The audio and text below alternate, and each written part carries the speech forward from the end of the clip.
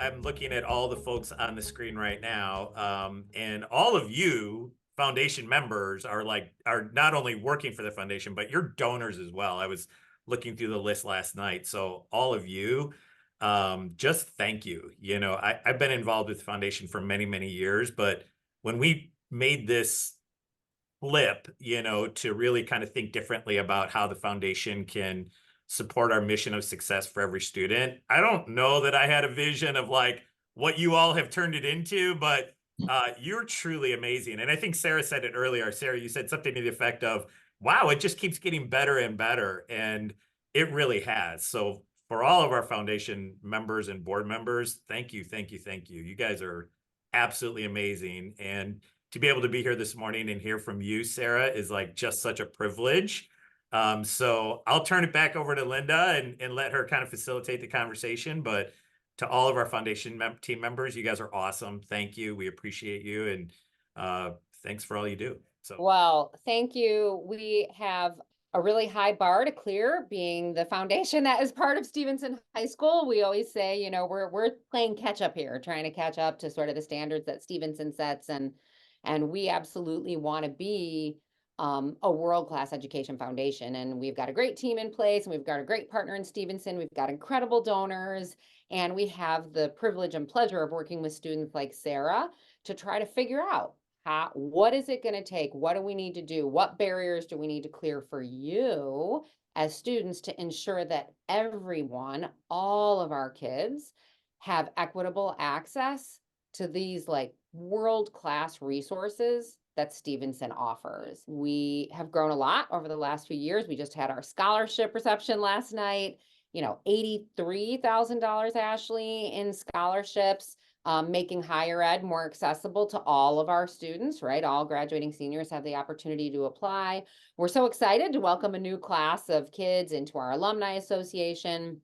Our One Family program, which used to be known as Kids in Need or KIN, has grown tremendously. And we kind of realized a little late in the game that we needed to lean more into this concept of wellness, the same way the school has. Breakfast is now accessible to everybody. Kids are automatically part of that program. We've quadrupled the number of breakfasts we're serving, and Stevenson College is growing by leaps and bounds.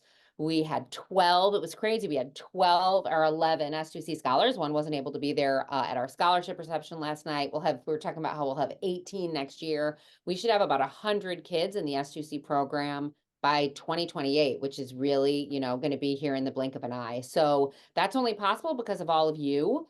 And we're so excited to have you together to hear from Sarah, because I think while I could absolutely, anyone can attest to this, wax poetic about this topic for a very long time, I think it'll mean a lot more, and you'll get a better sense of the difference this programming makes by hearing from Sarah. And she is not only, I'm going to let her introduce herself, she has accomplished a great deal both during her time at Stevenson and beyond. But she's really unique because she's actually very comfortable in sharing with our foundation friends and supporters about the services and support that she received, the resources she received from, frankly, all four of our foundation programs, which is really unique. And yet also we hope that we have more of these stories to tell, because that's how our programming is designed, right? To make sure that from a student's first day at Stevenson, they have access to all they need to get involved in anything they want to here at the high school, their post-secondary exploration, making that college education more affordable, and then hopefully decades as a proud patriot. So, Sarah, before we get started, can you just do everybody a favor and introduce yourself and share a little bit about what you've been up to lately? Yes, definitely. So hi, I'm Sarah Sweeney. I graduated in 2020, the best year ever. I got to experience all the things. I went to Bradley University. I graduated a semester early, summa cum laude. So I graduated in December with a Bachelor of Arts in Political Science and 3 minors in Ethics, Philosophy, and Legal Studies. I plan to start law school in August. I don't know where yet. I'm waiting on some schools to get back to me to make my decision. When I was at Stevenson, I was really involved in track, cross country, National Honor Society, Give-a-thon. I was a huge advocate and kind of leader for that program as well. What else was I involved in at Stevenson? S2C, that was a big S2C, part of what duh, you were yeah. doing, yeah. S2C, yes. But yeah, I'm excited to be here with you guys today. One of the things that's a little bit unique about you, Sarah, is that you've been really open about your experience as a student who was financially under-resourced here, which is not the same experience that kind of the majority of your classmates or peers were having. And so now that you've been away from Stevenson for a little bit, what are, as you look back on this time, what can you share a little bit about what that experience was like, or maybe some reflections or realizations you've had about that now with a little bit of time and space between you and your high school career? Oh my goodness, yes. And it's so funny because as I get older, joining the adulthood crew here, Yeah. like everyone always used to say, like, when you look back on it, you're gonna laugh at like certain things that seemed like the end of the world to you. And like when I remember like my very first day at Stevenson, just feeling so overwhelmed and just intimidated and not really feeling like I belonged. But then like over time, as I gained a support system and like started reaching out for help and joining communities like Stevenson to college, I was actually able to like find my place. And I think looking back at it now, I feel like I've gained kind of two really important perspectives. One being like the importance of maintaining a community-minded perspective. When you're first gen low income, you have like a sense of like feeling ashamed a little bit, just kind of where you come from, how you grew up. Um, like I said, not really able to find your place, and you tend to self-isolate, at least I did, and like kind of feel ashamed for asking for help. But being a part of S2C and having gone to school and everything, I've learned that it's okay to ask for help and it's important to reach out and utilize your community and your resources. So I think developing and maintaining that perspective, like looking back, I totally would have done that sooner at Stevenson if I could have, because it would have made just a lot of things easier for me. And then the other realization I had, aside from like no longer being like ashamed of being first generation, but also being really grateful for the experiences I had. It was crazy to like talk to other first generation low income students and learn that like they didn't have things like breakfast at Stevenson. They didn't have pantries in the nurse's office where you could go and get basic necessities if you needed it. So it really did like forced me to take a step back and realize how much I had at Stevenson, which you don't recognize when you're in it. It's like a bubble. It's high school. Everyone knows like a high school bubble. You remain in it. You don't know like what's out there and what opportunities you have and can take advantage of. So I think those two perspectives were like the biggest ones for me. It's interesting because as you're talking about, how you maybe waited to reach out and ask for support, and how, once you started accessing different things that were available to you, things started to connect a little more for you, and you were able to engage more in your high school experience.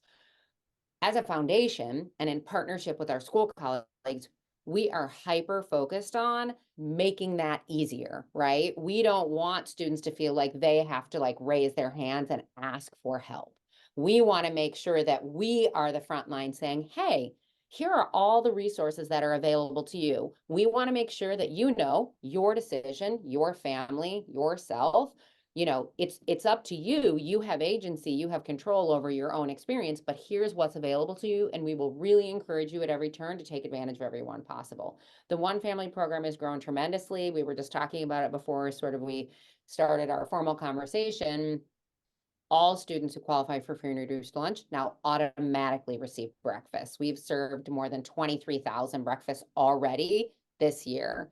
That you were referring to the pantry, which was in the nurse's office that had some basic necessities. We now talk about it as the One Family closet. Okay. It's not a pantry. This is open and available for everybody. It's in student services. It's got toiletries, it's got household goods, it's got wellness resources, it's got healthy snacks, it's got all of those things. We're hosting an in-person family forum event. We know that sort of communication is the key to making sure that families know what's available to them, and really kind of lifting that shield of, you were saying like you kind of felt a little bit isolated. Our goal is to change that and to continue to create community. How did having access to breakfast or senior celebrations or, all of the things that you access while you were here, How did that impact you here? Can you say a little bit more about that? And what do you think about all of the kind of expansion and growth that we're, implementing? Oh my goodness, I love it. So it helped me immensely. I started working at the age of 12, and by the time I hit high school and was a freshman, I was working two jobs. I was a two-sport athlete, and so you can imagine how long my days were with having morning practice, then school, then work, and then homework after. It helped me prepare for college, but it definitely was a lot.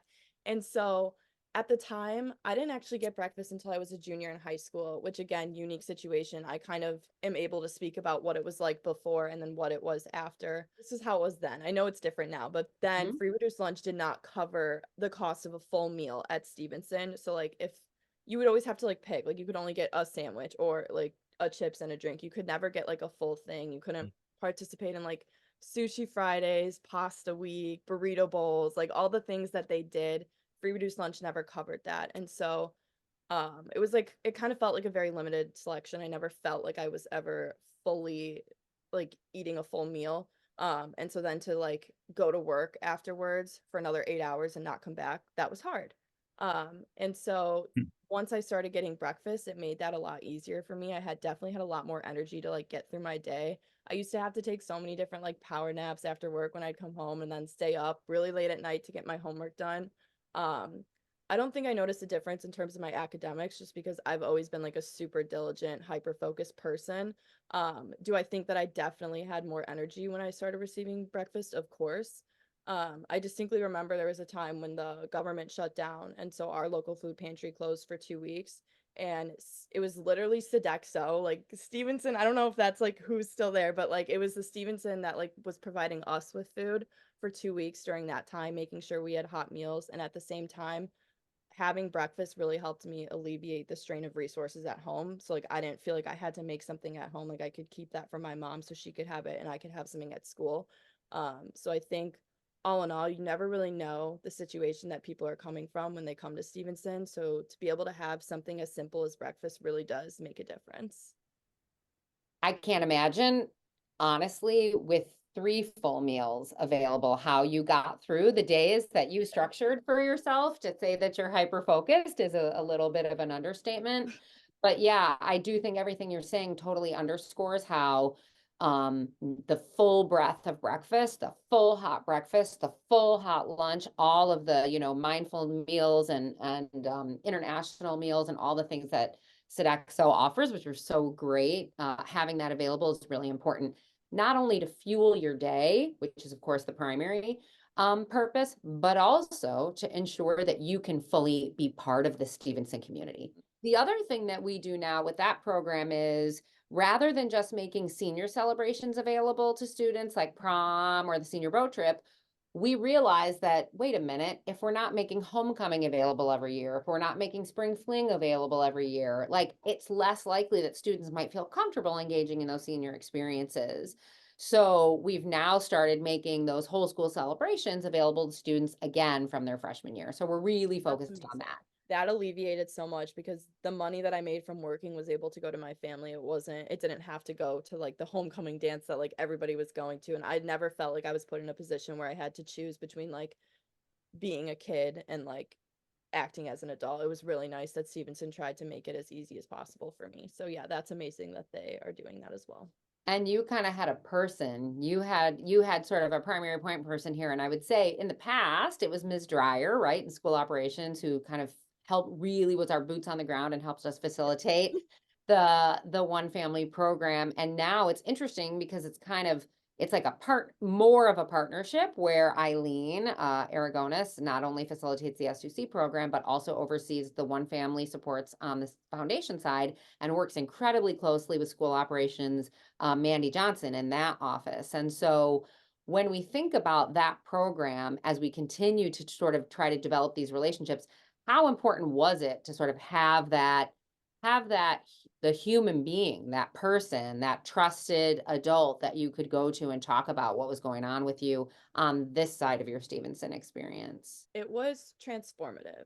I always used to hear that like everybody needs like a mentor in life. Like you always just need that one person that's like outside of your life situation, like knows enough about you to be able to like provide you with advice and support, but like it's just kind of like an outsider's perspective almost. And so for me to have somebody that wasn't involved in my family, but like had access to opportunities, a network, professors, staff, um, and like financial resources, to constantly have that as an option, as like a go-to person, really helps me a lot. I mean, I genuinely don't think that I would have had the confidence to go to college if it wasn't for Aileen, if it wasn't for Miss Dryer, and if it wasn't for my counselor, Miss Seeger, love her. I think she retired, but it really was just those people like looking at me and telling me that they believed in me and they wanted to support me, that really kind of felt like I could keep going. Because even if I ever doubted myself, there were still those two people that were there cheering me on. And like, oh my God, I'm gonna get emotional. Stop. I just think that really does wonders for students. It really does. All of our F2C scholars ultimately are paired with, it's kind of a mutual pairing, a mutual decision, a volunteer mentor. We've got some here on the call. And your mentor was Jeanette Damian. And I'm pretty sure that was a really good pairing, and that you maintain a really good relationship with Jeanette, and that you value that relationship greatly. So can you talk a little bit about that? How Jeanette support, like, what is that role of the mentor, and how did Jeanette support you in this 6-year journey, right? Yes, Jeanette and I are super close. She's coming to my sister's wedding. Like she's in our family. Like she's amazing. So when I first sat down with her, it was like at a Starbucks near Stevenson, the one off of 45. And I was super nervous, but she had asked me, she's like, what do you want to do? Like, what is your end goal in life? What do you want your impact to be? I believe is the word she used. And I told her I wanted to represent children. And she was like, okay, then that's what we're going to do. And so to have somebody that recognized my passion and didn't like try to get me to waver. I definitely took other opportunities to make sure that law school was going to like be it for me, but I did that on my own. Like she didn't like force that for me at all. Like it was more of just like okay, I recognize you want to do this. I'm going to help you get there. She was really good at utilizing her network and connecting me to it. So I started professional networking my senior year. So by the time that I got to college and had to do it for law school and interviews and scholarships after, it was a lot easier for me to do it because I felt more comfortable talking to people. Even now, just like talking to you guys today, like if this was like junior year Sarah, I would be so terrified, probably having an anxiety attack, but she got me comfortable with that. And she helped me build my resume. She helped me create a LinkedIn. These little things became so monumental when I graduated early because I needed them when I was trying to find a job. And so I think just all around, her providing me all her mentorship, her connections, all the knowledge that she learned in her experience, and then also the emotional support was really helpful. She wasn't a lawyer, but that almost worked to my benefit because she had so many friends in so many different career related fields that it was awesome to connect with other people and learn from them. So she's been incredible. I mean, she truly is an amazing woman. I don't want this to sound negative, but what do you think life would have looked like over the past 6 years had you not been part of the Stevenson College program? It's weird because part of me thinks that I would have probably gone to community college, but the other part of me is I don't necessarily think I would have gone to college just because I don't think I would have had the confidence to. I think I would have let the statistics and like what society says about being first generation and low income kind of dictate my path, not myself. And so I don't think I would have gone to school. I don't think I would have applied to as many scholarships that I applied to because I wouldn't have been as informed as I was. I wouldn't have had any of the job internships at esteemed law firms that I had. I wouldn't have been able to go to Washington, D.C. over the summer and intern for Congress. Like that was insane. I would have never imagined that that was something that I could have done. I wouldn't have been able to pass the LSAT. I wouldn't have been able to apply to law school. I mean, these are all things that like I feel like at the end of the day come down to like being able to know that you can do it, have support to do it, and have the confidence to do it. And S2C provided me with all of that and the resources. And I never felt like I was playing catch up with people. I felt like, you hear the quote, like level the playing field. And I felt like it was leveled for once in my life, which was awesome. And so now I feel like I've grown a lot professionally, academically, emotionally, personally. And I'm so grateful for it. I wouldn't change anything. Well, now you're going to make me cry. I'm so glad. I mean, that confidence piece, honestly, at the end of the day, that is, I don't want to say it's the most important part of the program, but that is the core, right? agree. You have to have that mindset shift. I noticed it the most when I was trying to make my decision for law school, because I did get full rides at some schools, and I also got into some amazing schools that didn't give me full rides. And so I was presented with debt for like the first time in my life, a large number of debt. And I remember like initially like thinking, okay, I'm never going to get out of this generational poverty cycle. Like I'm just going to insert myself back in it. I'm not going to be able to do this. But then after giving it thought and looking back at it and looking at what I did in college, I was like, you know what? Like education is an investment. I've managed it this far. I'm going to manage it then. And so I was able to like confidently be like, I'm going to take this on. Whereas I feel like had I looked at that without being gone through everything I have gone through and without having the resources and everything, I don't think I would have ever in a million. I don't think I would have committed to law school, because I would have been way too scared to take a chance and try to build a career out of it, because it's scary when you look at money like that and you're low income. I mean, it's an immediate like, okay, I'm screwed kind of thing. So Yeah, it big was number. it was nice to be able to have the confidence to know in myself I do have the work ethic and I do deserve to receive an education. But it's interesting that you're talking about finances, because one of the other things that is a little bit unusual about Sarah is not only did she sort of engage with the One Family program and the S2C program, but we just celebrated our scholarship winners last night. And Sarah was, I believe, one of the first, Christine, Sarah, am I right? One of two first students to receive the Udoni Family Scholarship. Chris Udoni is with us here today, and it's a really significant scholarship that is available only to our S2C scholars. And so what did having that additional funding as available to you, how did that kind of impact that transition? We all know that transition to freshman year is just, it's critical, it's scary. Like we've got to get students through that first year of college. How did that scholarship impact your experience in transition? It helped immensely. First, I want to start, Chris, you are amazing. If you guys don't know her, please get to know her. She's been with me since I started this journey, and she's been a huge mentored resource for me. So thank you so much, Chris, for all your support. Receiving that, and financially too, but receiving that scholarship helped a lot because I had that extra financial support. I didn't have to work as much, and I didn't feel like I was constantly trying to like fix my budget. Like I felt like a weight was lifted and I could just like settle in, focus on my studies, get adapted. And so I'm so grateful for it, because I don't know what it would have been like had I not had that. I was able to graduate debt free. And it's largely because of Stevenson to College, Mrs. Udoni, and Greenhouse Scholars, and so in Rebecca's Dream. So I'm so happy all these organizations, but especially Chris, was willing to give me a chance and also be somebody that believed in me early on and has stayed with me. Yeah, and I just have to say, that's you. Like, yes, we are so grateful to Chris and her husband Matt for this incredible scholarship and and Matt. Oh Greenhouse my God. Scholars and all those great organizations, but you did that. So definitely make sure that you kind of breathe that in also. Like Yeah. you're powering this train. So congratulations to you. You're a reason why we've kept this going. Just to see the impact. It chokes me up when you talk and I hear the story, and it's just, sorry, everybody. Yeah, it's powerful. It's powerful. So not only did it help fuel your education, but all you've been able to accomplish, you just heard Chris say that it has inspired them to continue the scholarship going.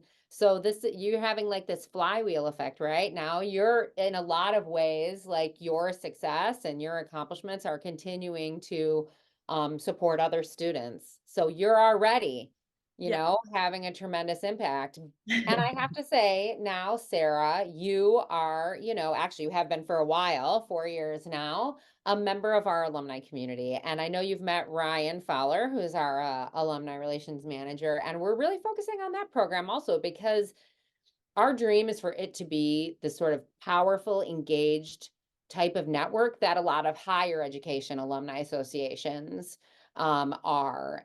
We're getting there. But like, what does it mean to you now to be an alumna of Stevenson High School? I'm not sure that it hits people until, to your point, that you kind of get out in the world. What does it mean to sort of forever be a Patriot? It's so like wholesome. I don't know why that just question made me super emotional, but like it really is. And I think a lot of it again is just like the reflection on self-growth. Like when you look at your time in high school and then you compare it to college and just like where you're at now. It's very like, it's like super humbling, but it's also at the same time, I'm very grateful for it. I wouldn't change it. And I'm so happy to be an alum. I've actually already had a couple of seniors from high school reach out to me that are in at Stevenson right now, reach out to me that are interested in going to law school or that are in S2C and we're applying to greenhouse scholars, for example, and like needed advice. And so to know the impact of mentorship and it had on me, and then to start being the person that could potentially have that impact on others is like one of the best feelings I've ever had. And I want to become like an S2C mentor when I get older. And I want to be able to continue to give back and be like a resource to people. And so I think it's that, like you said, that strong Stevenson alumni network, being able to like continue utilizing it, having access to it, and being like a resource for people would be awesome for me. And I love it. And I'm so happy to be one. Well, we can't wait. You gotta finish that little law school thing first. I'm thinking you're gonna be busy. Nobody has been interrupting me with questions, but I want everybody to feel free. Is there any questions that you have that you want to ask Sarah, or anything that you just want to share sort of for the good of the whole? Ashley, I don't know if you got anything in the chat. I have a couple of questions. Your extraordinary story. I'm a mentor, but I also sit on the board of education for Woodlawn. So I know what district you came out of. So one of my questions has to do sort of with your sort of journey before you got to Stevenson, and when somebody put you under their wing and then S2C, and the journey, not only for you, but for your mom or your parents. So how was that? I mean, did you feel you were getting the right support in the middle school? Do you feel that the handoff could have been better, or how we can improve the sort of journey? You know, my personal view is that junior S2C, I love the program. Junior year seems to be a little kind of late to a certain extent, right? You have 1 year before you're hitting the college applications. And I would like to think of ways to sort of accelerate that journey so that you don't feel the isolation, so that you feel that the resources are there. Because I think a lot of people give up a lot sooner. You're extraordinary, and so you went through it and you got through it, but not everybody can do that, right? I think like looking back on it, again, unique situation. My life, I was undergoing a lot of life changes by the time that I moved, because I didn't always grow up in like the Vernon Hills, Buffalo Grove area. I actually grew up in Grays Lake. And so I think the storm really hit when I was about 5th grade, when I started Meridian, and my parents were going through the divorce. My dad was out of the picture. My mom was going through treatment. And so we didn't have a house either. We were staying with my grandma at the time. We didn't have like a permanent address to give. So like going into the district, we already really needed like support. And so they were providing that for me, but I was too young to understand like what that meant, or to like notice any like changes or any like people looking. Like I was a kid, so like I didn't really pay attention to any of that. So I think they handled it really well. I was always super involved with like the administrative office. I don't know if that's what you call it, but I would always meet and talk to the staff up there, and like I was super involved in like social work settings as well. So I think that helped provide that like emotional support when I was in middle school. But I don't know if there's anything that they could have done to make the transition to Stevenson easier, only because the difference in numbers is so large. It seems so large at first because you're just like you're attending the nicest school ever and with a large number of people. And so I don't think there's anything they could have done. I also don't necessarily know if I think junior year is too late to start the program. Only because there really isn't much that you can do your freshman and sophomore year. And if there's anything that I would change during my experience at Stevenson, it would be to go back and enjoy those first 2 years of high school, because I never fully let my guard down and just be a kid. And I didn't do that in college either. I said I was going to, but I didn't. And so I think those 2 years are really important for just like personal and like emotional development and getting like kind of comfortable, and then starting it and everything like that. But I hope that answers it. I also feel like my memory is so bad. Is this what happens when you get older? Like I don't remember. Just wait. Yeah, it's absolutely what happens. Scary. Wait. I'm sorry, Jose, before you ask your next question, I just want to jump in with a comment. I love your question and asking Sarah about kind of what might be done earlier because, and I think Eileen can probably speak to more recent studies, but studies that I've seen show that students, no matter where they fall on the income spectrum, what their family life is like and what schools they're going to, but students have kind of internalized the decision to attend college by 6th grade.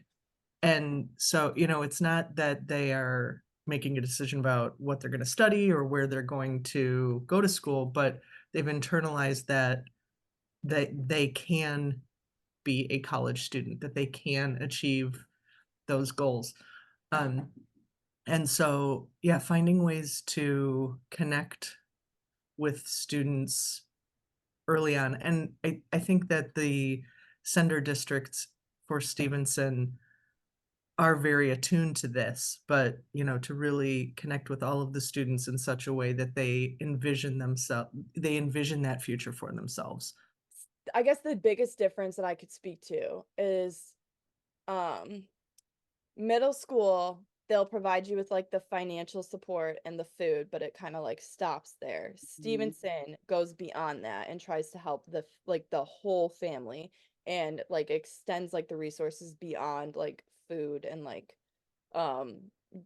basic necessities, like example, the food pantry, or sorry, the food Yeah. closet Yeah, or yeah. closet or whatever. Like that is a perfect example of like how Stevenson like expands it. That I feel like had I had that maybe in middle school or something like that, that could have made things a lot easier when I was in middle school. But yeah, definitely. It's part of the reason that we're so focused on that piece that you were talking about earlier, Sarah, about personal relationships, trusted adults, connectivity, and connections. And we were super intentional in thinking about Eileen as a great person to oversee not only the Stevenson College program, but also the One Family program. Not that you want to be hyper focused on college the minute you walk in freshman year. You've got a whole transition. I love what you said about just being able to be a high schooler, a kid to some degree, right? Being able to enjoy that time. But already think about it, it's super intentional that then students, families, our community that is financially under-resourced is already starting to develop this relationship. And so when those questions come up, when conversations arise or opportunities for conversations arise, we're sort of already tuned in to who some of the students are who might be interested in pursuing a higher education after Stevenson. And so it kind of makes this transition into Stevenson to college. I think it makes it feel more accessible to the students, right? You know what I mean? This is a relationship they've already got to some degree, or that's the goal. We're still working towards it, but that's one of the things that we're really focused on. I guess I love the program. I think the program does wonderful things, but it is a small slice of kids. And so then to me, the question is, what about all the other kids who don't believe they can get to college, whether it's 6th grade or 7th grade, come into high school, suddenly they get frankly slammed. Stevenson is a hard school. And if you're first generation and you're low income and your parents have never gone to college, which is my experience as well, it's difficult. And it takes somebody, that's extraordinary to sort of say, yes, I'm going to overcome all these barriers. And so that's what I kind of think. I agree. I will say I did feel slammed. Yeah, I don't think I've ever met a single person that would say they didn't feel slammed like their freshman year at Stevenson, just because everything is so different and it's not competitive in the sense of like law school's competitive. That is like a perfect example of what it would be like to be in like a competitive academic environment, but like there is like a higher standard of education at Stevenson. I think that's like definitely a mutually agreed upon. I agree with that to that extent in the sense of like it can be super intimidating. I think I take a middle stance, and I do think it's important that schools have these kind of resources, but at the same time, it's important for people to take advantage of them. So like, for example, Stevenson does a lot of workshops, even separate from Stevenson College. The Career Center does a lot for all the students. So even if you are on the cusp of receiving or being a recipient for the One Family program, you still have access to pretty much almost all the resources that I had access to as a Stevenson to College recipient. And so I think a lot of it too is just making sure people are comfortable talking about it, so then they're more comfortable reaching out and attending these workshops and taking advantage of these opportunities. Yeah, and I would say, I don't want to speak for you, Eric, that the school side is not my, it's very far from my purview, but I can say, not only are we super intentionally driving growth in the class side in the Stevenson College program, we're in the process of letting 22 rising juniors know that they have been accepted into the program, which is incredible. But the school has established not just the things that all students have access to, but additional programming. A program called PATES, which supports students who are first gen or financially under-resourced. And I would tell you, there is kind of a sweet spot for a program like Stevenson College. Not all students are the right fit for the program, because not all families are supportive of a student's journey. Like it Right. really does take at least three legs of a stool, right? The student has to be interested, the family has to be on board. You know what I mean? Like there's a lot of pieces that have to come together. And I think Stevenson, from where we're sitting, and Eileen, you may have more to say about this, but from where we're sitting, Stevenson does an incredible job, and my kids don't go to Stevenson, so I have another North Shore experience to compare it to. What Stevenson offers to students blows my mind on kind of a daily basis. My kids do not have the opportunities, and again, they're at another North Shore school that is close by. So I do think there are other opportunities. I think you're right, Sarah, that I think kids can take advantage of. I'm not I trying to think criticizing the foundation or Stevenson. Oh, yeah, no, of course. Yeah, of no, course. no, no, picked- totally get. I just I want to make moved- sure everybody knows that there are I other. know other people, and I and my Yes. a lot of relatives that are teachers in high schools, and they are blown away Yeah. by what Stevenson and the foundation does. I mean, so I understand. I'm just looking for. There's always improvements. I do think Yeah. that Of course. you're right. The families are important, and as a minority, I know that a lot of immigrant minorities have a mentality that if you're a quote unquote peasant, you're a peasant forever, because that's how they grew up in their countries. It doesn't matter how much you work. So having a dream for your child, for a lot of them, they just don't even have that dream. Yeah. And it's important to have that dream and everybody buy in, the school, the child, the family, because you're right, it is a three-legged stool. Yeah. And so that's the emphasis of my question. Well, I would say, Jose, I think I actually appreciate your question, Jose, because I'm always, what's next, and how do we grow? And Linda and Eileen and the team have been really good about thinking about how we expand the program. But what I will say is that, over the last 7-8 years, as Stevenson College has grown, and Linda's kind to say that she's learned from us, but we've also learned from S2C about how we can even improve some of our own programming for non-S2C kids. So the relationship has been, I would say, kind of mutually beneficial. Eileen, I don't want to put words in your mouth, but, Eileen is, kind of part of our student, services team in a way. And I think it's one of those things where we're all learning together that, wow, what we're doing is great, but to your point, Jose, we're always trying to do more and to, improve upon processes. So I get your question. It's Yeah. the right, yeah. And I will say, the more talked about it is, and the more all these programs expand, the more inclusive we can make it. So when students are entering Stevenson, they don't feel slammed. They already know that these resources are available to them. They already know people who have been benefiting from the resources. So I think that is going to help with that a lot. Normalizing the experience. Yes. Yeah. Of getting support, of getting help, of Yes. being mentored. Yeah, I agree. 100%. Sarah, most of the people on this call know me really well, that I have pretty significant ADD. So the fact that you've been able to hold my attention wrapped for an hour, is very, very impressive, if nothing else, right? You're amazing. And, if we've had any small part in supporting your journey, this is one of the best days I've had all year, just spending this hour with you. You're truly special. And so thank you for sharing with us today. You're just great. Of course. Thank you so much for giving me this opportunity. And thank you so much for everything that all of you guys do for the whole program. I mean, I really appreciate it. I couldn't have done any of this without you guys. If you have any advice for like figuring out adulthood, please let me reach out to you because I think we should be asking you about I it. was like, I think you've got to figure it out Yeah. more than we do. talk about getting slammed. You graduate college and they hit you. They say fun's over. Oh my gosh. Yeah, Sarah, my Sarah. daughter frequently texts me. She's like, "Mom, I hate adulting." Sarah, I and- think about my first meeting with you and you were 17 years old wearing a pantsuit. So I think you've always been more Yeah. put together than honestly some of us on this call. So Sarah, we will just keep going to you for. We're in sweatshirts, so. Sorry.